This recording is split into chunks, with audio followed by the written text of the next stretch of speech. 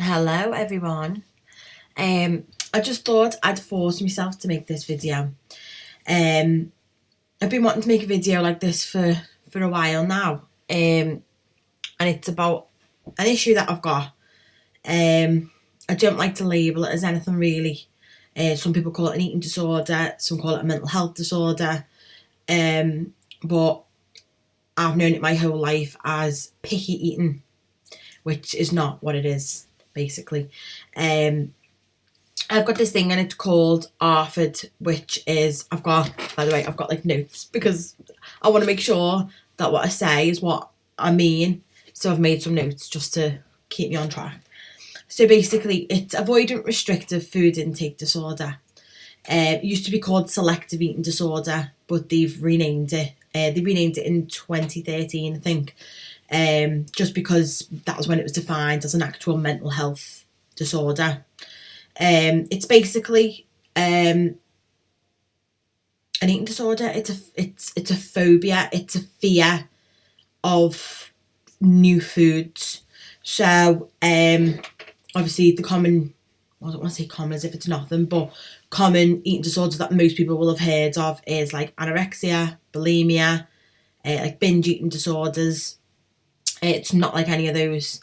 Those three eating disorders are about body image and how the person perceives themselves when they look in the mirror.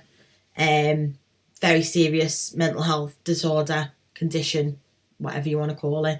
I don't even know if these are the right terms to be using really, and if I'm offending people, so sorry if I am. But yeah, it's not like those. It's basically it's a phobia. So I have, and I always have had for as long as I can remember, a list of safe foods, which are all very beige, very bland, very processed. Hardly eat any meat, no fruit, no veg. I live on things like bread, chips. Anyone who knows me knows if we go out for lunch, we have to go somewhere where we can have garlic bread and chips, cheesy chips. I love cheese as well, but only certain types of cheese, because only certain types of cheese are on my safe list. Sorry, I'm just going through this now. So yeah, basically it's being classed as a mental health issue. It's a recognised mental health issue, which was noted in 2013 in the Diagnostic and Statistical Manual of Mental Health Disorders. So I thought I'd throw that in there just to, sound smart. So basically what happens is, so a lot of people just say to me, just try new foods. Just yeah, it might be scary, but just try it. It's no matter of it being a little bit scary or me feeling like, oh, I don't really want to try it. Basically, you'll notice with a lot of children who are fussy eaters, picky eaters, they can be bribed. So my kids, if they're not wanting to eat something, I can say to them, well, if you eat it all up, you get, you can watch whatever you want on TV, or you can have a cake, or, something can bribe them, basically. It's not like that. You can't bribe me. You thousands and thousands of pounds you could offer me. I physically cannot eat that food. Yeah, even talking about it right now, my throat feels tight. I feel a little bit sick. It's really weird. It's the pressure as well. So Ant knows all about this. He's really supportive with it and everything. But he basically the other night, to try and take pressure off me, he said, I'm going to put some foods out, loads of different items of food. I'm going to leave the room and you bin what you don't eat. I will never know whether you ate it or whether you didn't. Lovely idea, Ant, but that just had me break down in tears. He didn't really know what was going to happen. Obviously, he thought he was helping, and it was a lovely thing to try. At least he's putting the effort in to have a go. But yeah, I ended up hysterically crying. Sat, looked at the food, nibbled like a corn. I think he put things like a pork pie, a different cheese, some chicken thing, which even just the smell of that put me off everything else. That's another thing that I'll go into later as well. It all went in the bin, and obviously he was like, you don't need to tell me, don't tell me, there was no pressure, you don't need to say anything. But I just felt horrendous about it. So I was like, I want to tell you that I didn't eat it. you're my husband, and I want to tell you that, like, you tried something and it didn't work, but, like, thank you for trying. So yeah, it's a subconscious thing. So it's not something I look at food and go, ugh, I'm not trying that. I start to feel anxious when a new item of food, say like you're cooking food and you go, yeah, I'll taste that. Most people go, have a little taste and go, oh yeah, that's nice. I instantly just lock down. I'm like, no, thank you. No, I'm okay, thanks. And then if you try to pursue that a little bit further by saying, no, go on, just have a taste, it's really nice, which is just like a normal thing to do, I will really then maybe get a bit of, I wouldn't say aggressive, but I get a bit agitated and just be like, no, thank you. That's it, thanks. I'm done. Yeah, so things that happen when I try new foods. So first thing is I instantly feel anxious. I instantly feel pressured. I feel tearful. My throat starts to hurt, starts to feel tight and close up. And I instantly have this feeling of, I can't do it. I cannot physically eat that food. I'll gag. If I actually, sometimes I'll go, right, just do it. Throw the food in. I'll throw the food in and I'll just be like, heaving, balking on it. I just can't do it. It's just not something I can do. Another thing that is right the way through my life really is, it's embarrassing. It's shameful. Going on like dates and going out with friends, being invited around to sleepovers. When you were a kid, I'd dinner time would come and I'd be like, I feel sick. My mum would have to come and pick me up. All because the parents didn't know. My mum just thought I was a fussy eater and that, like, you know, sitting with your friends, you're going to eat, you know, you're going to try what they're eating. I just couldn't do it. It was embarrassing. I'd feel sick. I'd want to go home. It's actually, I have only realised now at like 31 what a huge issue it's been my whole life really. It's, yeah, sleepovers, parties, kids parties. I mean, I tend to be alright because I love kids party food. It's all beige, isn't it? So I tend to be alright. Cheese sandwiches, birthday cake, things like that. Yeah, just let me have a look at my little notes, make sure so I've just said like listing me safe foods again. It's like, it's just the blandest foods, like breads, garlic bread I love. Chips, but not like wedges, just plain oven chips. I like processed meat, so like dinosaur ham, like that's a big running joke in my family, that on Christmas Day my whole family sit around a Christmas table, eat a roast dinner, and I have a jacket potato with cheese and some dinosaur ham on the side because it's turkey. Yeah, and everyone comments on it every Christmas. I get a cob on. People starting to learn not to talk about it now. Even, you know, I've got kids, my own kids, my nieces and nephews are like, why is she eating that? Why can she eat that and I have to eat a roast dinner? It really, it's horrible.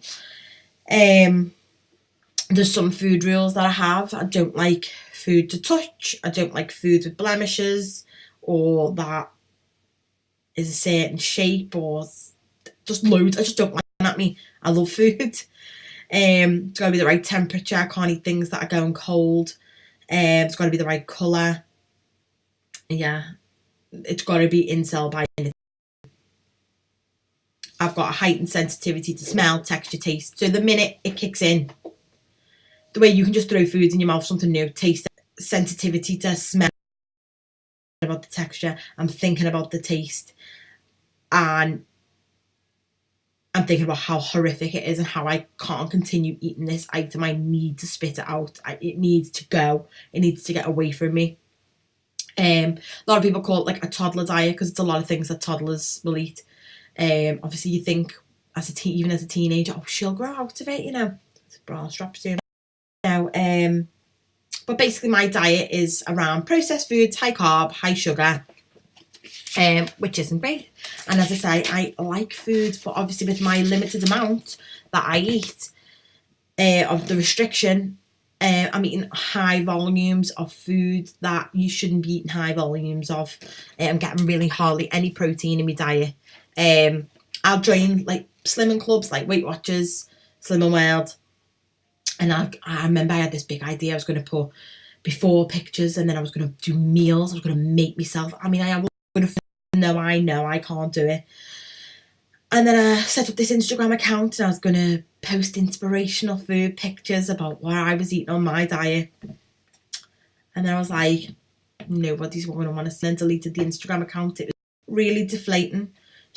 ARFID either are, you do get people who are of like normal weight, but you do get people who are really seriously underweight because the foods that they eat are so restrictive and they'll only eat small portions. And then you have people who are considerably overweight, and that is because what they do eat is not the best for having a, you know, a normal sized body type. I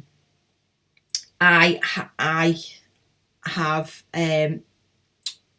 I'm deficient in nutrients and vitamins. I have to take supplements in vitamin D, vitamin multivitamins. I'm really poorly and I just sleep for days. So yeah, it's something that isn't mentioned. If I could just sell it, I would. If I could just get rid of it, I would. And I have not met another human. People say that, and then you'll meet someone next week who's just like you. So if there is anybody who feels the way I feel about food, I want to hear from you, because I need to know that, like, I am not on my own, and that there's somebody who understands more than just Ant who lives with me. Do you know what I mean? So on to my next point. I was going to do like an example of like it being a phobia. So if you're scared of a spider, you're you're anxious, it's basically the same thing. Somebody actually said to me, or I'd read it online, that basically explain the way you eat to other people in the way of I'm a Celebrity. So what they eat on I'm a Celebrity and how that makes you feel, and whether you'd be able to eat it or not, is exactly how I feel when I look at food. That's how I feel. I look at it and I experience it the same way that you would if you were looking at a kangaroo's bollock. Simple as that's, yeah, just the differences between fussy, you can bribe them. ARFID, if you cannot bribe them, the odds are they've got ARFID. I could be as Hoven and you could offer me a big plate full of non-safe foods and not eat them. Yeah. You can be born with ARFID, or it can develop. Some child triggers are things like colic, reflux. You can have emotional links to food, like negative connotations, things that have happened in your past when you've been eating a meal. Tongue tie, you've choked. There's loads of different reasons. I don't know what mine is, to be honest. It can link back to things of when I was a child, foods I didn't like to eat, and that pressure basically of everybody else being able to eat it and feeling ashamed of not being able to eat it. People have like allergic reactions and stuff like that. People who tend to have ARFID as well are more sensitive people. They tend to suffer more like anxieties or be more like a worrier. I'm a worrier. I'm not comfortable really going outside of my comfort zone. I like my house. I like same old. I don't really like change that much. So yeah, that kind of doesn't help as well. It's also linked to autism spectrum disorder. You'll find some kids with autism will, or who are on the spectrum, they tend to have like restrictive food intake. Kids with ADHD or adults with ADHD and hypermobility as well, and people with OCD. I do have minor OCD tendencies, nothing major at all, very, very minor.